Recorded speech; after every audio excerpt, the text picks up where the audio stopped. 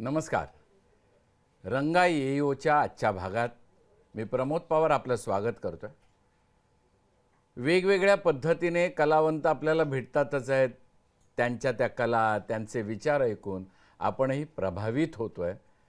मुळात प्रभावित होण्यापेक्षा त्यांच्या कलेच्या माध्यमातून ते आपल्यापर्यंत पोहोचणं हाच या कार्यक्रमाचा उद्देश आहे. असाच एक कलावंत, थोडा अलीकडच्या काळातला शिल्पकार निलेश पोवळकर, त्याच्या चेंबूरमधल्या या स्टुडिओमध्ये आज आपण आलेलो आहोत.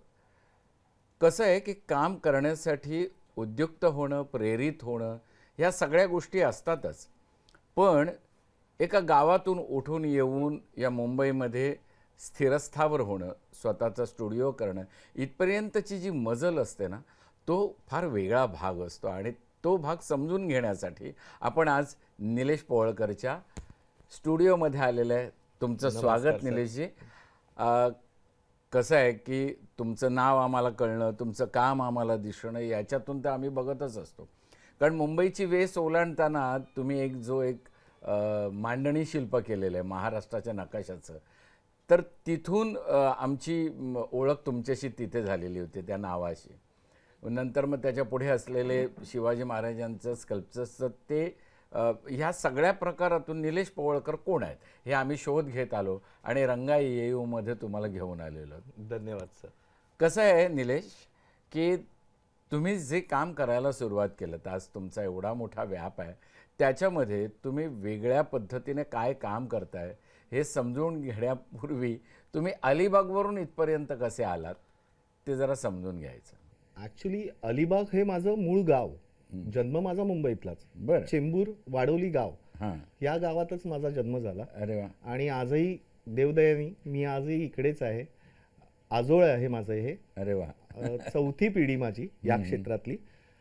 सगळे चित्रकारच, पण शिल्पकार म्हणून मी याकडे चौथ्या पिढीत मी वळलो. अरे पण चौथी पिढी म्हणजे कोणापासून कसं सुरू झालेलं? माझे पंजोबा गोविंद जनार्दन नाईक यांचं मुंबईत ते अलिबागवरून आले.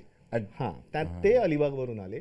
आणि मला वाटतं ब्रिटिश राजवटीत त्यावेळेला किंग जॉर्ज शाळेमध्ये ते चित्रकलेचे शिक्षक म्हणून रुजू झाले.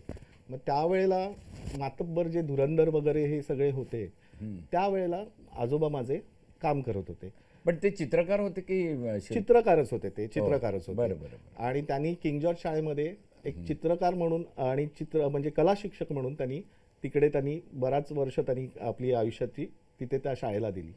त्याच्यानंतर माझे आजोबा नरहरी गोविंद नाईक, ते म्हणजे पणजोबा आजोबा हो, अशी प्रथा चालत आली.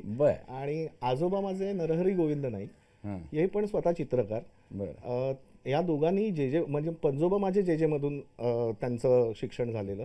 आजोबांनी पण काही वर्ष जे मध्ये काही गोष्टींमध्ये केलं आणि नंतर त्यांना व्यावसायिक चित्रकार म्हणून बऱ्याचशा सिनेसृष्टीसाठी त्यांनी बरंचसं योगदान दिलं. मग मी एकदम सरळ प्रश्नाला असा हात घालतो की पणजोबा, आजोबा, ते नंतर मामा, हो, या सगळ्या प्रवासानंतर त्यांची चित्रकला, मग तुमच्याकडे शिल्पकला कशी काय आली? लहानपणापासून या सगळ्या गोष्टी घरात बघतच होतो. ज्या काही चाललेल्या चित्र होत होती, आजोबांच्या काही चित्र बघण्याचा मला योग आला. त्याच्यानंतर मामा माझे जे अनिल नाईक, आज चांगल्या म्हणजे जागतिक प्रसिद्धीवर पातळीवर त्यांचं नाव घेतलं जातं. तर त्यांच्याबरोबर मला लहानपणापासून त्यांच्याबरोबर मी अगदी त्यांचं म्हणजे पॅलेट साफ करण्यापासून, त्यांचे ब्रश धुण्यापासून या सगळ्या गोष्टी करत होतो आणि बघत होतो, घडत होतो. काही गोष्टी त्यांच्याकडून वेगळ्या मला बघताना, शिकताना बऱ्याचशा गोष्टींचा अनुभव येत होता. 10वी पर्यंत शालेय शिक्षण झालं. त्याच्यानंतर पुढे तर ह्याच गोष्टींसाठी होतं की बरोबर, जर काही करायचं आयुष्यात तर कलाकार म्हणूनच जगायचं आणि तसंच काहीतरी करायचंय. याच गोष्टींचा विचार केला आणि मामांना एक विचारलं की मी म्हणे की चित्रकलेकडे मी आता फाईन आर्ट्समध्ये माझी इच्छा आहे. तर मामांचं मत असं होतं, कारण की काही मामांच्या प्रोजेक्ट्समध्ये मी काही क्लेमध्ये काही कामं केलेली, तर मामांनी त्या गोष्टी बघितलेल्या. तर मामा म्हणाले की तू हे तर आपण करतोच आहे, घरीमध्ये आपल्या आहेच, या 3 पिढ्यांपासून चाललेलंच आहे, आणि त्याच्यासाठी तू असं वेगळं शिक्षण घेण्यापेक्षा काहीतरी नवीन शिकलास तर तुला जास्त अजून काही नवीन माध्यमं हाताळता येतील. बरोबर. म्हणून मग मी शिल्पकलेकडे वळलो. आणि मग पहिल्याच म्हणजे मला चांगलं रँकिंग्स असल्यामुळे मला शिल्पकलेत जेजेला पहिल्याच वर्षी पहिल्याच लिस्टमध्ये माझं नाव लागलं, आणि मग तो प्रवास सुरू झाला.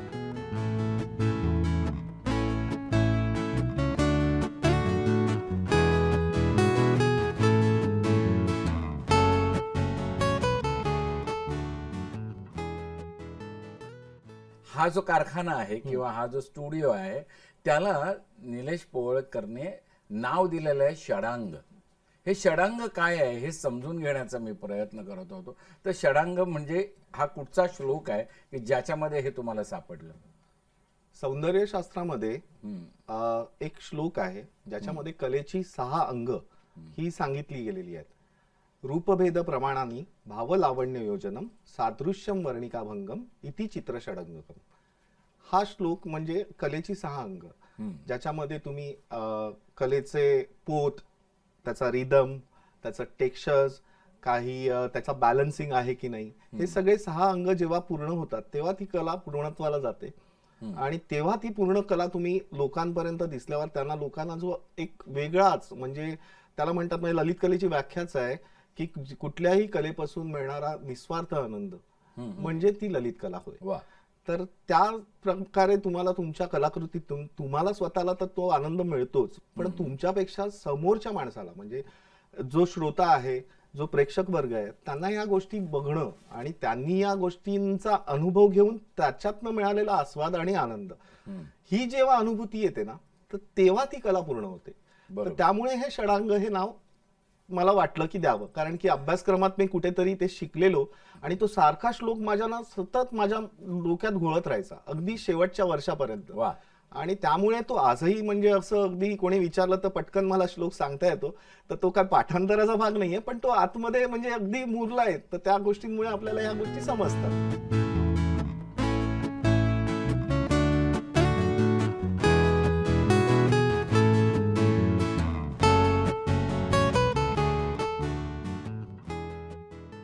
पहिला सगळ्यात महत्वाचा निलेशजी तुम्ही केलेला आविष्कार कोणता मातीतला? लोअर परेल कारशेड मध्ये डॉक्टर बाबासाहेब आंबेडकरांचा अर्धपुतळा आहे, आणि ते काम माझं आयुष्यातलं पहिलं व्यावसायिक काम.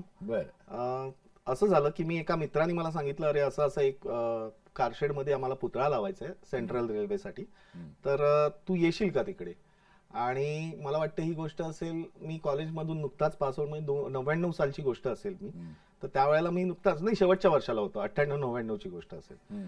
तर मी गेलो तिकडे, आणि तिकडचे काही व्यवस्थापनातले ती काही कर्मचारी आणि व्यवस्थापन सगळे होते ते लोक, आणि त्यांनी मला बोलवलं तिकडे. अगदी लहान होतो, तर त्यामुळे त्यांना अगदी असं वाटलं की हा, कारण की त्यावेळेला माझं 22 एक वर्ष वय होतं, आणि हा काही पुतळा वगैरे करेल की नाही सांगता येत नाही. तर मी म्हणालो तुम्ही एकदा काम बघा आणि मग तुम्ही ठरवा की करायचं की नाही करायचं ते. तर म्हणाले ठीक आहे.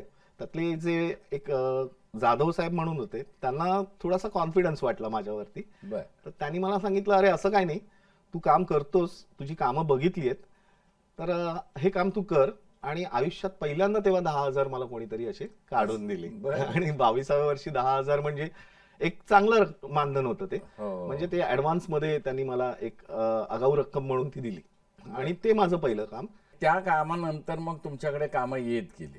हो, नंतर मग काही अशीच म्हणजे काही कमर्शियल, कारण की शिल्पकार म्हणून किंवा कुठलाही कलाकार म्हणून तुम्हाला मुंबईत किंवा कुठेही, महाराष्ट्रात किंवा जगाच्या पाठीवर कुठेही, तुम्हाला जेव्हा काहीतरी तुमचं अस्तित्व निर्माण करायचं असतं, तर तुम्हाला सगळ्या प्रकारची कामं करणं गरजेचं असतं. बरोबर. मग तुम्ही तुमच्या सिनियर्सकडे स्टुडिओमध्ये जाणं, म्हणजे कामाची पद्धत काय ही जोपर्यंत आपल्याला समजत नाही, शालेय शिक्षण, कॉलेजचं शिक्षण जे काही होतं ते काही पुस्तकी ज्ञान आणि शाळे आणि कॉलेज पुरतं मर्यादित राहतं. पण व्यवहारात जेव्हा तुम्ही बाहेर येता, तर तुम्ही बाहेर पडल्याच्या नंतर मुलं अगदी अशी भांबवून जातात की आता काय करायचं, समजतच नाही की आता कामं मिळतील की नाही, आणि जे मिळेल ते सुटतात करत. आणि मी पण तसंच केलं, त्यात काही वावगं काहीच नसतं. थांबवलेला नव्हता फक्त. हो, फक्त काय होतं की एक माहिती होतं की बाबा हा बघितलेल्या होत्या, काही गोष्टी अभ्यासलेल्या होत्या, फक्त एवढं माहिती होतं की काहीतरी कुठेतरी तुम्हाला स्वतःचे कष्ट करायचे आहेत आणि स्वतःच्या काही गोष्टी तुम्ही मिळवायच्या आहेत, आत्मसात करायच्या आहेत. तर त्या हिशोबाने तुम्ही हळूहळू हळूहळू सेटल होईपर्यंत तुम्हाला सगळी व्यावसायिक कामं करावी लागतात, जी मी पण केली.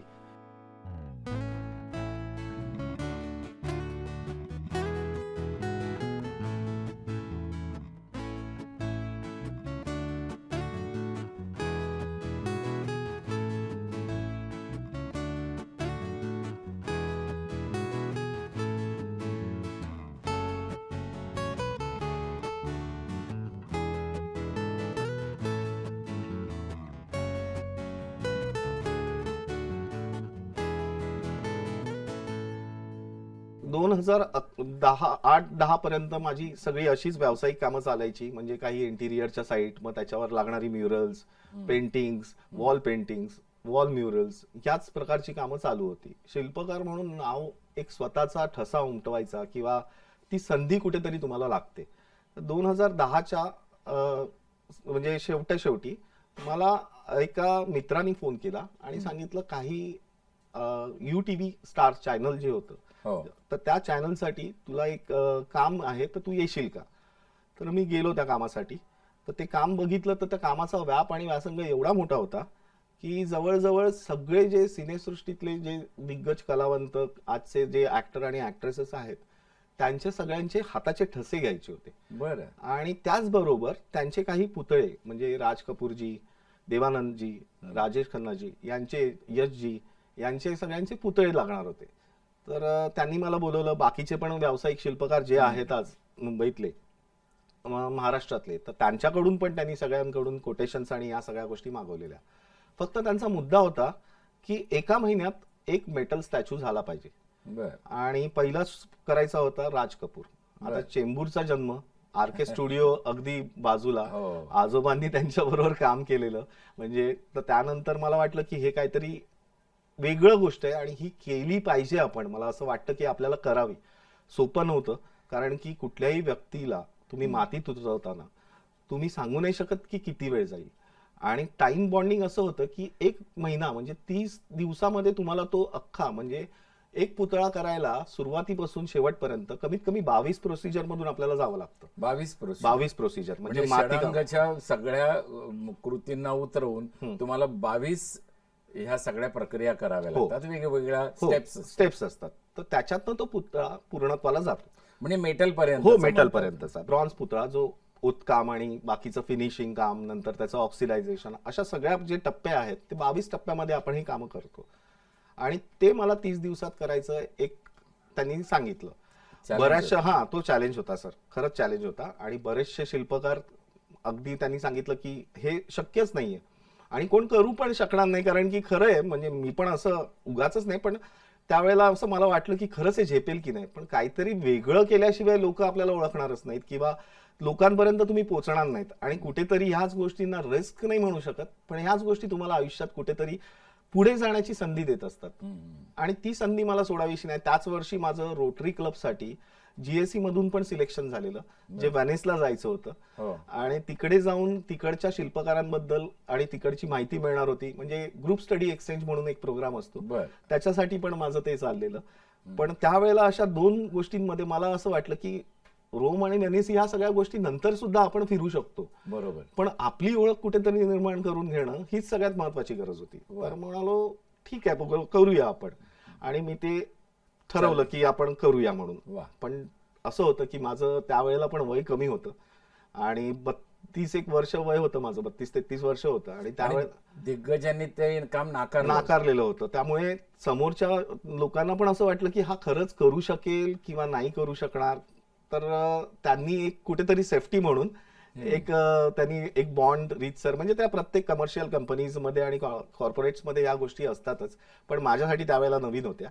आणि ते करून घेतलं आणि त्यांनी मला सांगितलं की 8 दिवसासाठी एक ठराविक, म्हणजे 1,00,000-1.5 लाखाची तुम्हाला जर उशीर झाला पेनल्टी लागेल म्हणून. पण गरज होती त्यावेळेला. काम पण कुठेतरी करून दाखवायला संधी मिळत होती, एक चांगला प्लॅटफॉर्म मिळत होता मला त्यावेळेला. तर त्याच्यासाठी मग मी विचार केला की नाही, आपण ही रिस्क घेतली पाहिजे. आणि मग मी ते राज कपूरचं काम स्वीकारलं. आणि राज कपूरांचं एक श्री 420 मध्ये त्यांनी जो हे घेतलेला त्यांचा पेहराव होता. कारण की लोकांना आजही मेरा जूता है जपानी हे लोकांना आजही म्हणजे ती इमेज पटकन. तर त्यावेळेला मी त्यांची ती पोज निवडली. 28व्या दिवशी मी ते पूर्ण शिल्प तिथे त्यांच्या प्रिमायसेस मध्ये नेऊन दाखवलं. आणि 30व्या दिवशी त्याचं म्हणजे रणधीर कपूर आणि करीना कपूर यांच्या हस्ते इनॉग्रेशन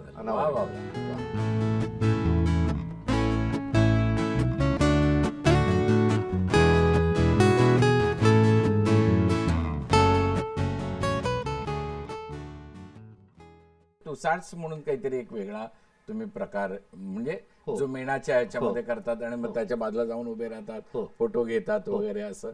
तर तुम्ही ती रचना का केली होती, किंवा त्यांनी सांगितलं होतं म्हणून, की कसं काय? नाही, मुंबईमध्ये ना कुठेतरी एखादं असं स्थळ असावं जिथे लोकांना जाऊन टच, फील आणि बिलीव्ह हा त्यांचा UTVचा कॉन्सेप्ट होता. टच, फील अँड बिलीव्ह वा, असं त्यांनी कॉन्सेप्ट ठेवलेला.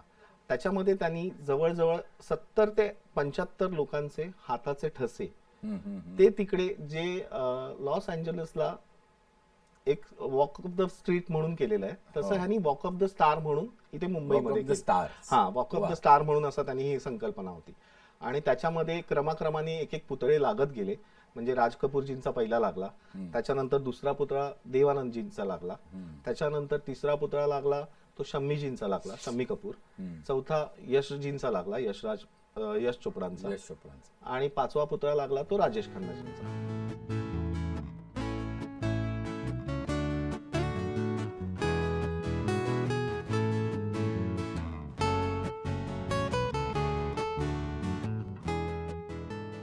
शम्मी कपूरांचं जेव्हा शिल्प करत होतो तर मला आपल्याला कुठलंही शिल्प करताना आधी तो व्यक्ती कसा असावा आणि तो कसा दिसावा, म्हणजे नुसतं त्याचा चेहरा आणि उभेउभ नसावा, पण त्याची जी बॉडी लँग्वेज आहे, त्याचं जे अंतर्मन आहे ते पण त्याच्यातनं तुमचं व्यक्त झालं पाहिजे शिल्पामध्ये. शम्मीजींचे मी बरेचसे पिक्चर बघितले, कारण की फोटोग्राफ्स आणि हे त्यावेळेला तेवढे सगळे मीडियाज वगैरे नसल्यामुळे, प्रसिद्धी माध्यम एवढी नगळी नसल्यामुळे तेवढे मला उपलब्ध होत नव्हते. जे काही होते पण त्याच्यापेक्षा त्या माणसाचा स्वभाव, त्याची वावर कसा होता, तो चालायचा कसा, तो बोलायचा कसा, हे महत्वाचं होतं. म्हणून त्यांचे जवळजवळ सगळेच पिक्चर बघितले मी, सिनेमे बघितले.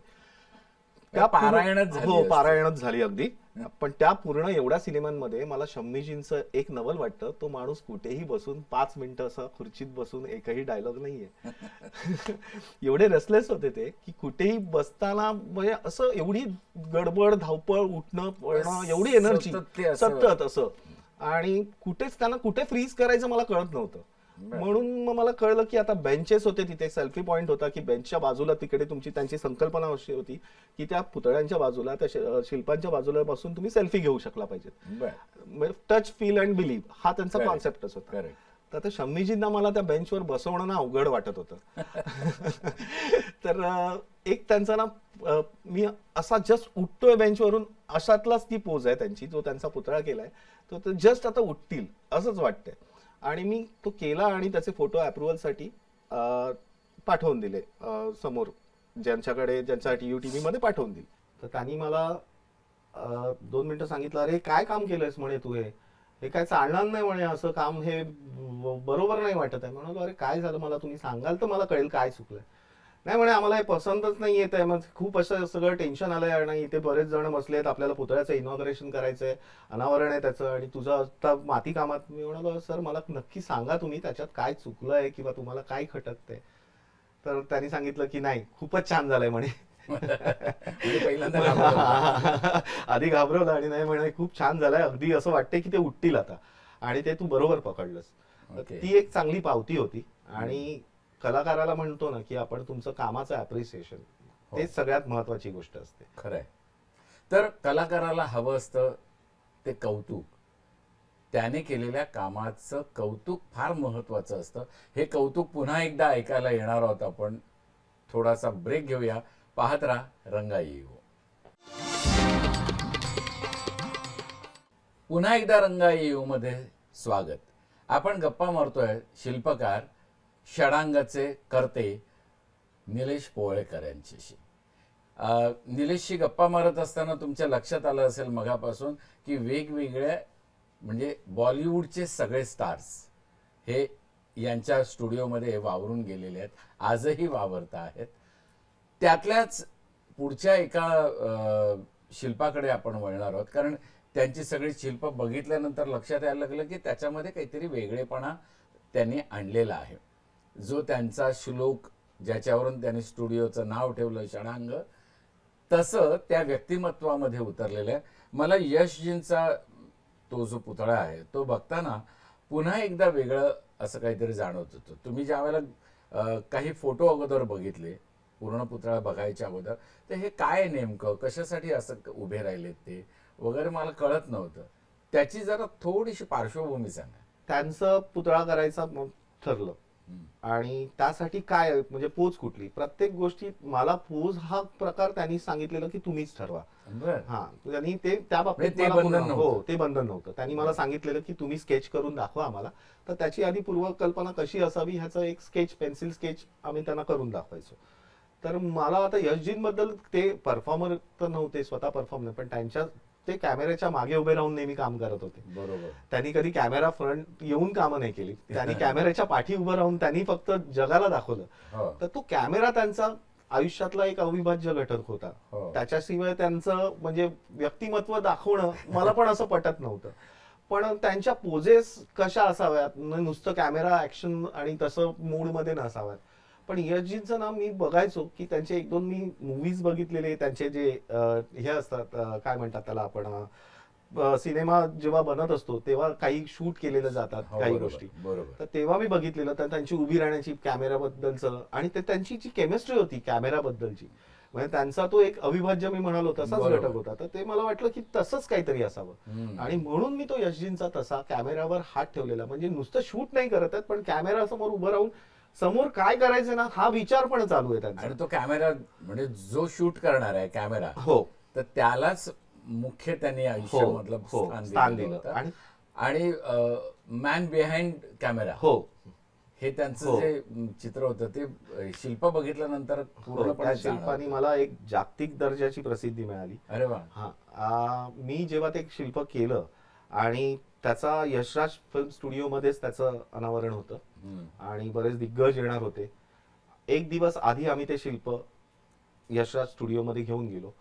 तिथे जिथे ठेवायचं होतं, इनॉग्रेशन होतं, ते स्टेजचं सगळं, ती मॉक वगैरे, म्हणजे त्यांचं आधी ती रंगीत तालीम असते, तर त्या सगळ्या गोष्टी करत होतो. कोणीतरी सांगितलं की मिसेस यश चोपडा येत आहेत.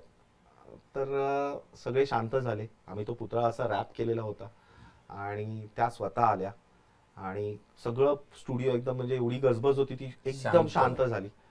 आणि त्या मला म्हणाल्या की, त्यांनी म्हणाले की दाखवा म्हणून. तर मला सांगितलं की तुम्ही दाखवा मॅडमना. मी गेलो आणि असा घाबरत घाबरत चेहरा असा उघडला आणि असा खाली केला आणि म्हणालो, मॅडम सर स्टुडिओ में आ गए.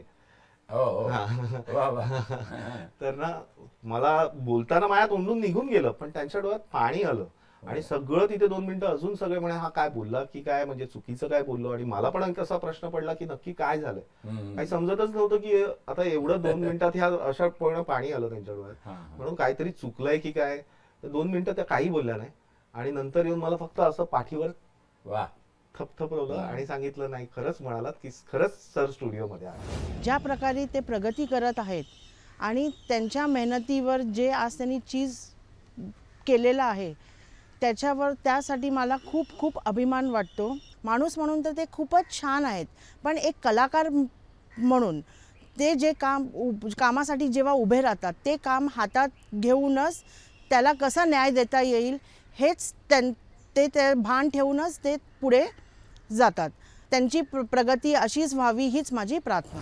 ज्या गोष्टीसाठी निलेश माहिती आहे की ते अतिशय चांगले पुतळे, अतिशय चांगले स्टॅच्यू, मूर्तिकार म्हणून, त्याच्याशिवाय सुद्धा त्याची जो स्पेक्ट्रम आहे ॲक्टिव्हिटीजचा, स्पेक्ट्रम ऑफ क्रिएटिव्हिटी जो आहे तो अतिशय मोठा आहे.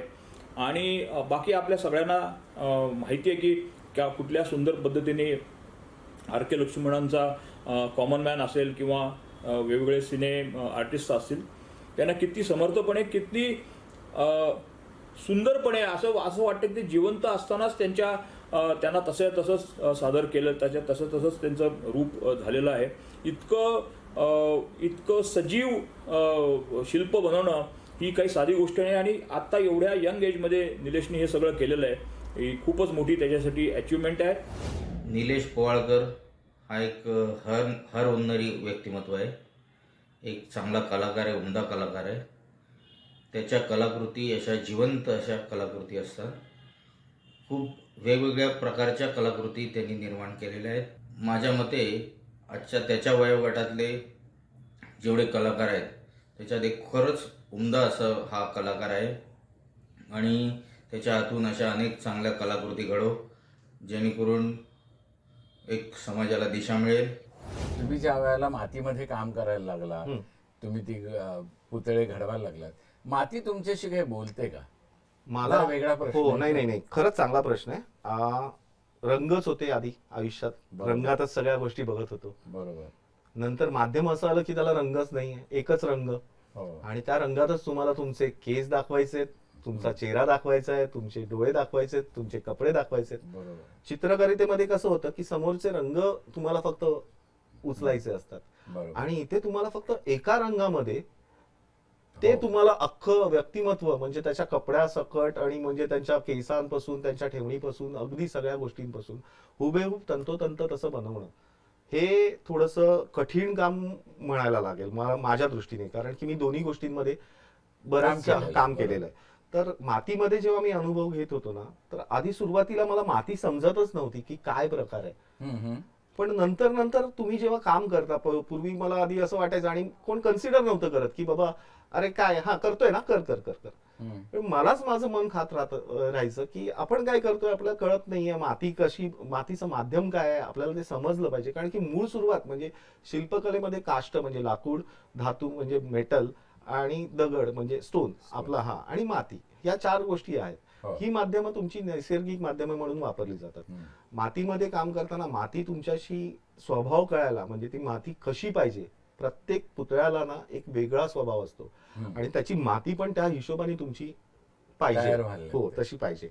आणि माझा शेवटच्या वर्षाचा माझा सगळ्यात महत्वाचा विषय होता म्हणजे डेझर्टेशन, जे आपण हे करतो शेवटच्या वर्षाला प्रोजेक्ट असतं, तर ते माझं छायाप्रकाश हा मी विषय घेतला. हो हा, कारण की मला 5 वर्षात मला एवढंच कळलं की मातीमध्ये तुम्ही रंग नाही शोधायचे. हा, मातीमध्ये तुम्हाला छाया आणि प्रकाशच फक्त या 2 गोष्टी असतात. बरोबर. आणि तुम्हाला त्याच गोष्टी जेव्हा तुम्ही त्या प्रकाश आणि छाया, जेव्हा प्रकाश तुमचा खेळला जातो जेव्हा मातीवर, तेव्हा ते शिल्प तुमचं ऑटोमॅटिकली मूर्त होतं. क्या बात आहे. तर छायाप्रकाश म्हणजे हा सगळीकडेच लागू होतो, पण माती आणि शिल्पकारितेमध्ये जास्त, कारण की डोळ्यांना जोपर्यंत प्रकाश दिसतो त्याच्यानंतर त्याची जी छाया पडते त्याच्यानंतर तो 3D फॉर्म तुम्हाला डोळ्यांना जाणवतो बाहेर. त्या म्हणजे त्या पूर्ण आसमंतातून किंवा त्या वातावरणातून ते बाहेर येण्यासाठी तुम्हाला छाया आणि प्रकाशच.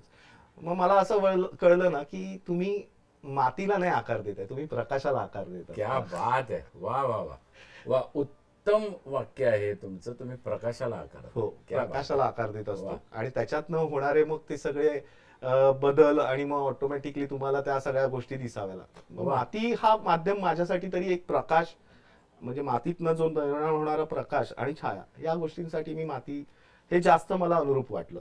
वा, प्रकाशाला आपण आकार देतो, ही किती सुंदर गोष्ट त्यांनी सांगितली आणि ती मला असं वाटतं नव्या पिढीलाही मार्गदर्शक ठरेल.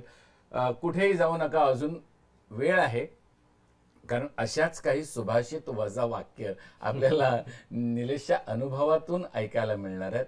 तेव्हा पाहत राहा रंगा येऊ. रंगा येऊच्या या भागात पुन्हा एकदा आपलं स्वागत. आपण गप्पा मारतो आहोत निलेश पोवाळकर यांच्याशी. त्यांचा सगळा प्रवास जाणून घेत असताना शेवटच्या वर्षाला त्यांनी जो छायाप्रकाशाचा खेळ खेळला आणि तो त्यांच्या आयुष्यामध्ये फार महत्त्वाच्या भूमिकेत ठरला, त्याच्याबद्दलच आपण आता पुढे जाणार आहोत. निलेशजी, अजून शिल्पकृतींच्या बाबतीत तुम्हाला वेगवेगळे काही अनुभव येत गेले का? की म्हणजे आता हे सगळे स्टार्स झाले, हो, त्या स्टार्सचं करत असताना तुम्ही त्यांचं व्यक्तिमत्व पकडण्याचा प्रयत्न करत होता, तर तुम्हाला हा छायाप्रकाशाचा जो खेळ आहे तो जुन्या शिल्पांमध्ये किंवा अजून कुठे तुम्हाला सापडलाय का? हो, नक्कीच. मी जेव्हा थिसेस करत होतो तेव्हा मी बऱ्याचशा गोष्टींचा अभ्यास तर 4 वर्ष चाललेला, त्या गोष्टींचं सगळं म्हणजे एक सार म्हणतो ते तुमच्या थिसेसमध्ये असावं लागतं. बरोबर. कैलास मंदिर हे सगळ्यात उत्तम नमुना आहे. मंदिर वेरूळचं. वेरूळचं कैलास मंदिर. या मंदिराची म्हणजे सगळ्यात महत्वाची गोष्ट म्हणजे हे मंदिर एकसंध दगडात कोरलं गेलं हो, वरून हो, खाली आहे. आणि कळसापासून सुरुवात केली आहे. म्हणजे लोक हो. पायापासून कळस शेवटी करतात, हो. इथे कळसापासून उलटी सुरुवात केली. आणि सगळ्यात शिल्पकलेमध्ये तो सगळ्यात म्हणजे जागतिक दर्जाचा एक नमुना आहे. तिथे बरीचशी शिल्प त्या प्रकारात घडलेली आहेत. म्हणजे त्यावेळेला लाईट आणि कुठलीही गोष्टी नव्हत्या, पण त्या नसताना सुद्धा सूर्यप्रकाशाच्या बरोबर. म्हणजे त्या प्रकाशाच्या माध्यमातून जे काही तुम्हाला दिसेल ते. तर त्यातलं एक सगळ्यात महत्वाचं शिल्प म्हणजे रावण कैलास पर्वत हलवतो. शंकर भगवान शंकर बसलेले आहेत आणि खाली रावणाचं शिल्प आहे आणि ते पूर्ण हलवताना असा हा कैलास पर्वत आहे आणि तो हलवताना. आणि छायाप्रकाशाचा नाव मी तुम्हाला म्हणालो तो सगळ्यात महत्वाचा म्हणजे एक नाट्यमय रूपांतर जे दिसतं ना, म्हणजे आपण जिथे स्टेजसाठी एखाद्या कुठल्या सेटला डिझायनिंग करतो आणि तिथे जो लाईट आणि तो जो शॅडोज आपण बघितल्या जातात त्या अक्षरशः तिकडे नॅचरल लाईट मध्ये तुम्हाला बघायला मिळतात. त्यामुळे त्या रावणाच्या तोंडावरचे हावभाव म्हणजे राग त्याचा, भगवान शंकरांचं थोडस असं हे झालेलं हल्लेलं रूप, आणि ते कसं आहे की रावण हा आतमध्ये असा डेप्थ मध्ये दाखवलेला आहे म्हणजे अगदी अंधारात, आणि त्यामुळे फक्त त्याच्या चेहऱ्यावर जेवढा प्रकाश पडतो ना त्याच्यातनं त्याचं ते 11-12 रूप दिसतं. आणि हे छायाप्रकाशाचा ना सगळ्यात चांगला नमुना आहे. बरं, तिथे कुठचाही रंग नाही, फक्त काळा दगड. हो, काळा दगड आहे. काळ्या पाषाणात ब्लॅक बसाल्ट मध्ये केलेलं ते काम आहे. आणि अशी बरीचशी भित्तीशिल्प म्हणजे बऱ्याचशा लेण्यांमधली पण कैलास मंदिर हे सगळ्यात चांगलं उदाहरण आहे. आणि प्रत्येक शिल्पातनं तुम्हाला छायाप्रकाशात मी जे म्हणालो ते तुम्हाला जाणवेल जर तुम्ही त्या दृष्टीने बघितलं. बरोबर.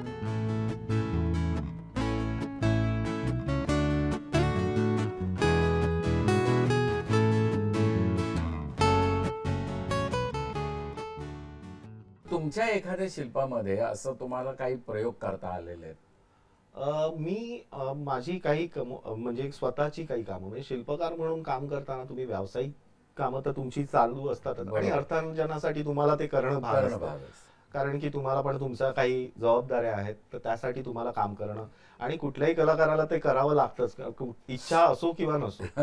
स्वतःचं काम करायला भरपूर आवडतं प्रत्येकाला, आणि तशी काही मी शिल्प केली आहेत. म्हणजे मी एक सेव्ह हिम म्हणून एक शिल्प केलेलं.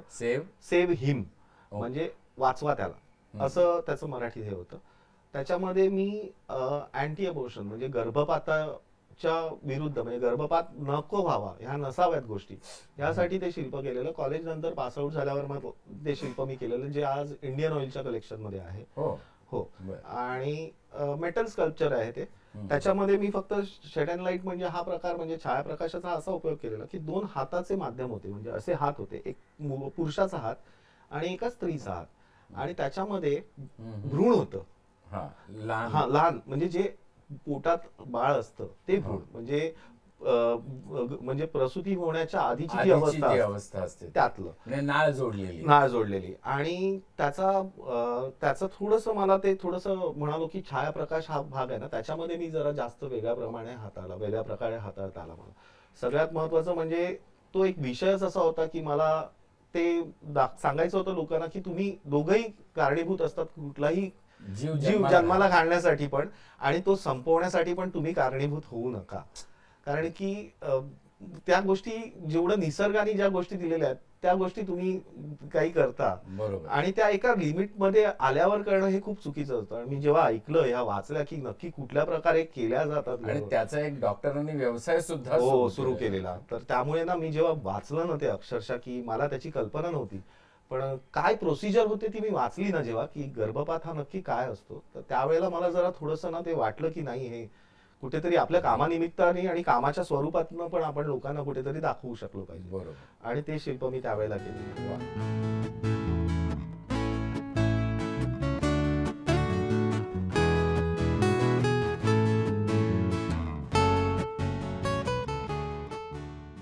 मुंबईच्या वेशीवर असलेला महाराष्ट्राचा जो नकाशा आहे हो. ती कल्पना तुम्हाला कशी काय सुचली?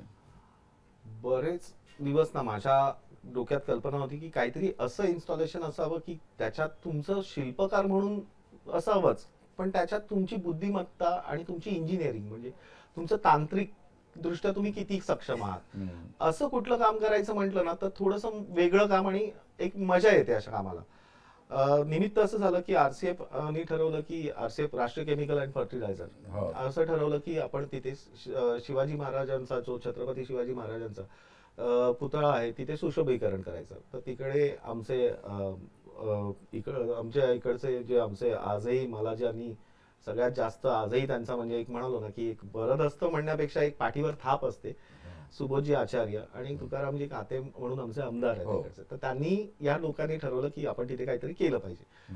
तर त्यावेळेला आम्ही तिथे ठरवलं की सुशोभीकरण करायचंय तर सगळ्याच गोष्टी आहेत, पण वेगळं काहीतरी दिसलं पाहिजे. तर तो महाराष्ट्राचा मॅप ज्याचं मॉडेल मी इथे ठेवलेलं आहे आता.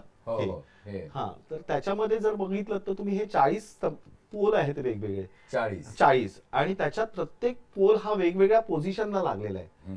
आणि जेव्हा तुम्ही एका ठराविक अंतरावरून जेव्हा बघता तर तुम्हाला तो पूर्ण अख्खा महाराष्ट्र दिसतो आणि प्रत्येक पोलला एक एक तुकडा फक्त चिटकवलेला आहे. आणि तो जेव्हा तुम्हाला ह्याला म्हणतात इल्युजन्स म्हणजे एक फक्त आभास तयार करणं. तुमच्या शिल्पातनं एक आभास पण झाला पाहिजे आणि कुठल्याही अँगलनी बघितलं तरी तुम्हाला ते एक शिल्प म्हणून त्याची एक आनंद तर घेता येतोच.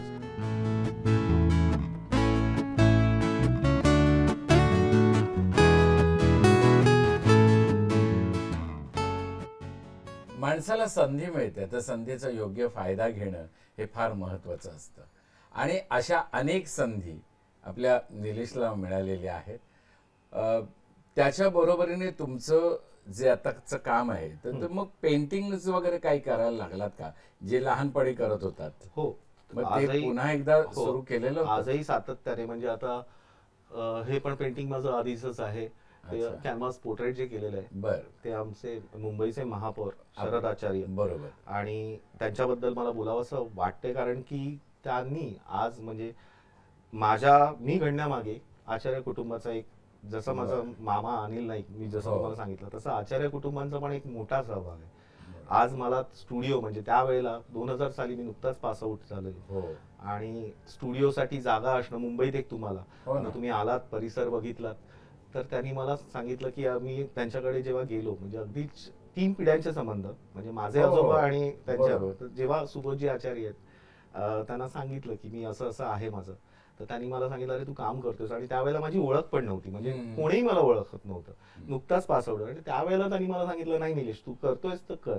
आणि आजही एक म्हणालो ना की कुठल्याही गोष्टींसाठी प्रोत्साहन म्हणून त्यांचं नेहमी असतंच माझ्या पाठी. आणि आज त्यांनी मला एवढ्या सगळ्या गोष्टींसाठी करायला दिलंच. इथे काम आजही मी करू शकतो आणि एक ओळख जी झाली तर त्यांचं पोर्ट्रेट मी केलेलं एक तिकडे पण आता समोर तुम्हाला दाखवेन मी, तिकडे पण आहे एक पोर्ट्रेट त्यांचं.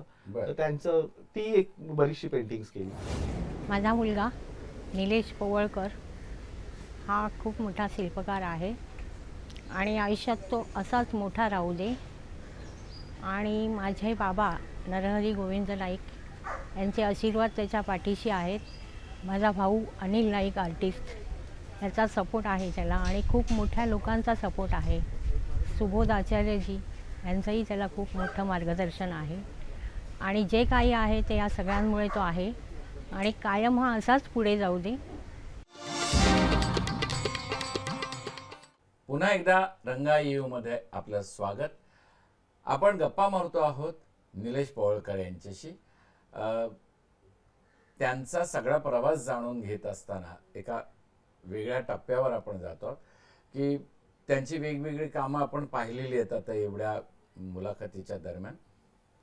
मुलांना गणपती करायला शिकवणं, त्यांच्यातला कलावंत जागा करणं म्हणजे नेमकं काय असतं आणि मुलांची वृत्ती काय असते शिकायला येतात त्यावेळेला लहान मुलांची. ते फोटो पाहिले होते तुमचे की तुम्ही वर्कशॉप घेतले होते. हो, बरीचशी वर्कशॉप म्हणजे मी चालूच असतात मी घेतो आणि मला आवडतं म्हणजे वेगवेगळ्या लोकांमध्ये जाऊन वेगवेगळ्या वयोगटाच्या जेव्हा तुम्ही कामं करता ना तर तुम्हाला काही गोष्टींचं त्याची कल्पना एक वेगळा अनुभव असतो. म्हणजे प्रत्येक विचार तुमचे म्हणजे बालपणात विचार वेगळे असतात, तरुणपणी तुमची मॅच्युरिटी वाढते, नंतर अजून पुढे गेल्यावर तुमचं वय वाढतं. तसं पण मुलांबरोबर काम करायला अगदी मजा येते, कारण की निस्वार्थ असतात, अगदी निरागस असतात, आणि त्यांना गणपती म्हणजे त्यांना अगदी म्हणजे आनंदाचा आनंदाचं, आणि मातीमध्ये खेळणं म्हणजे तर त्यांना अजूनच मजा वाटते, कारण की घरात अशी कोण माती करून देत नाही. घरात सगळीकडे रिस्ट्रिक्शन येतं, डाग लावून डाग आणले लावून तरी आणले. हो, म्हणजे आम्ही पण कॉलेजला जायचो ना, तर यायचो ना, तर लोकांना असं वाटायचं, तू कोण विचार, अरे तू नक्की कॉलेजला जातो का म्हणे, तू कुठेतरी सिव्हिल कन्स्ट्रक्शनच्या कामाला जातो, कारण की कपडे अगदी मातीने वगैरे भरलेलेच असायचे. आणि आजही आम्ही तसेच असतो, आम्हाला काही त्याच्याबद्दल काही वागत नाही. पण मुलांबरोबर काम करताना एक वेगळा अनुभव येतो. लहान मुलांना समजून घेणं, त्यांच्या कलेनी काम करून घेणं.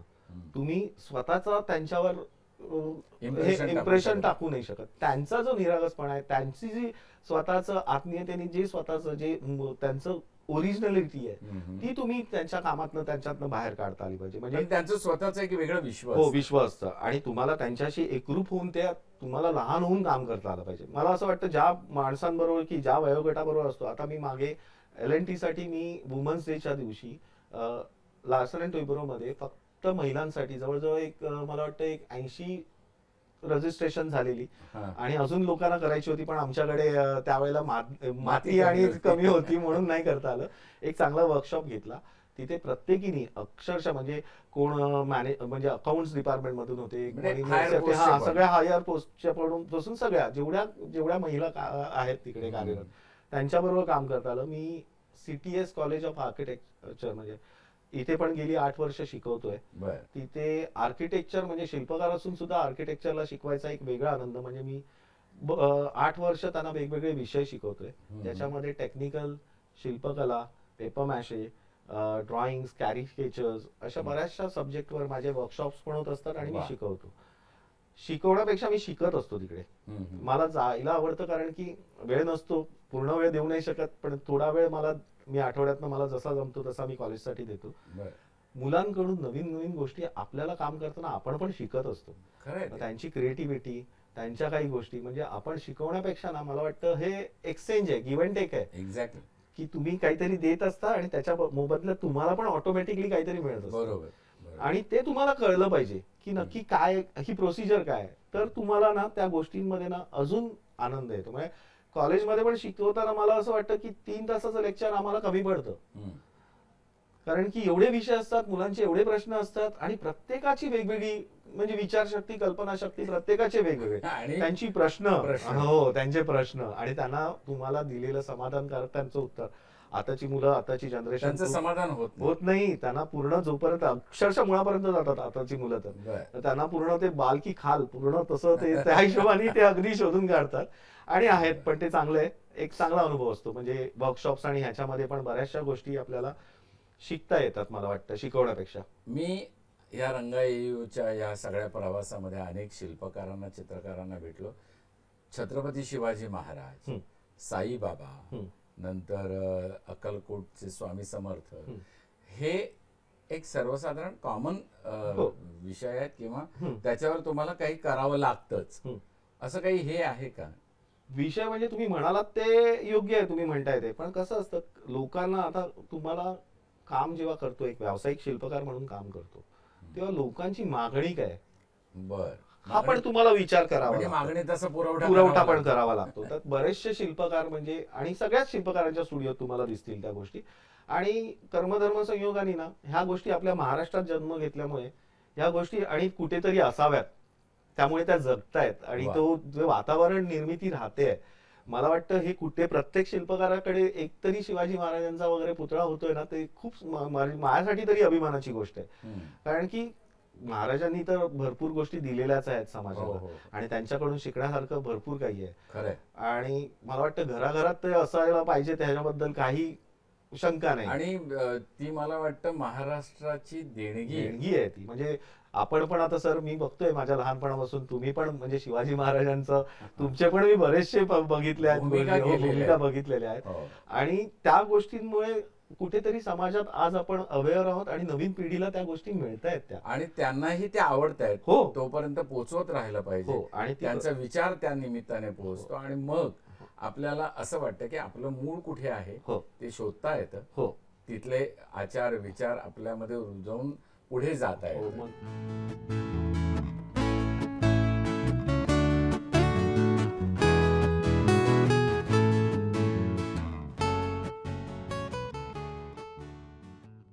मला एक सांगा, ह्या सगळे तुमचे इथे हात दिसत आहेत, हो, हे हात कोणाचे आहेत? हे आत्ताच मी 2 महिन्यापूर्वी मला फोन आला आणि मला बोलवलं गेलं की शरद पवार साहेबांचं आणि सौ पवार मॅडमचं हाताचे इम्प्रेशन करायचे. हा किस्सा असा होता की साहेबांचा वेळ मिळणं आणि हो. त्यांचं जे बिझी शेड्यूल आणि त्यांच्या तब्येतीप्रमाणे आज त्यांचं पण ह्या वयात आज ते पण हो. एवढे एनर्जेटिक आहेत. मी जेव्हा भेटलो तर मला म्हणजे खरंच पण हे करण्याचं कारण काय?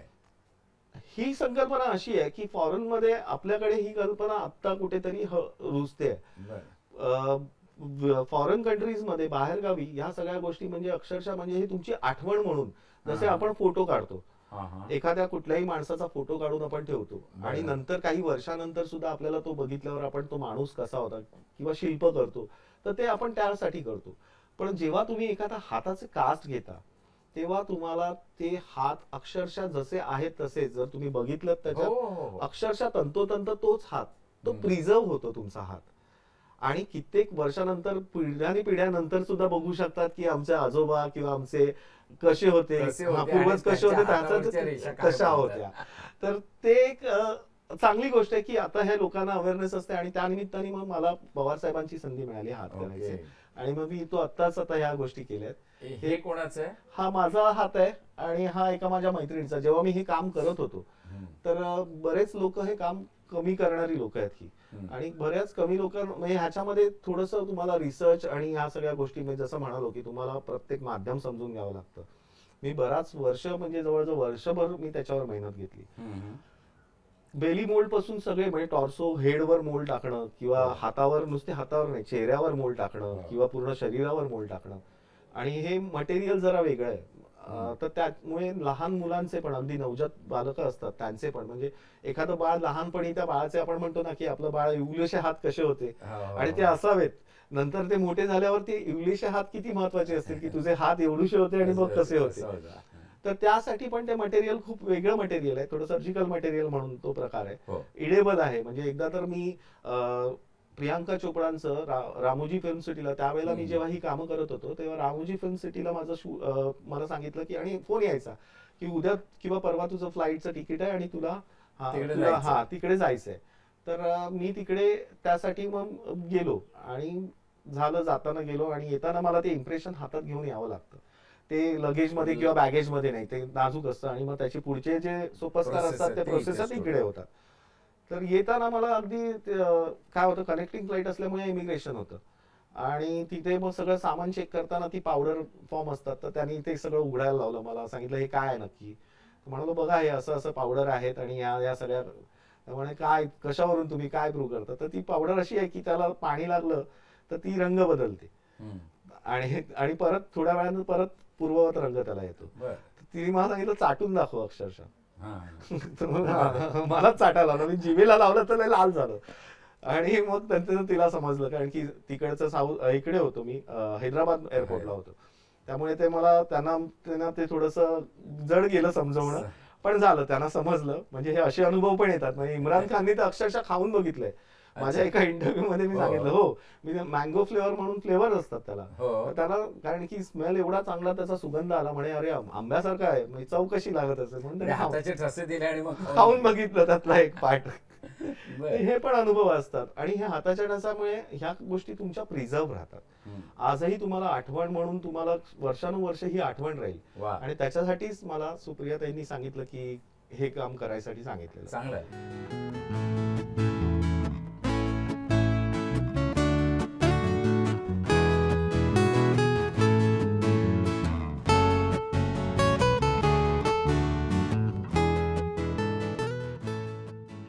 रंगा येईवोच्या या भागामध्ये निलेश पवळकर इथं आले. आपण त्यांच्या स्टुडिओत आलोय वाढवलीला आणि या स्टुडिओतल्या या सगळ्या वातावरणे आम्ही आज भारूनही गेलेलो. तुमच्या विचारांनीही आम्हाला जरा प्रेरित केलेलं आहे. तेव्हा माझ्या सर्व रसिकांच्या वतीनं मी तुम्हाला खूप खूप धन्यवाद देतो.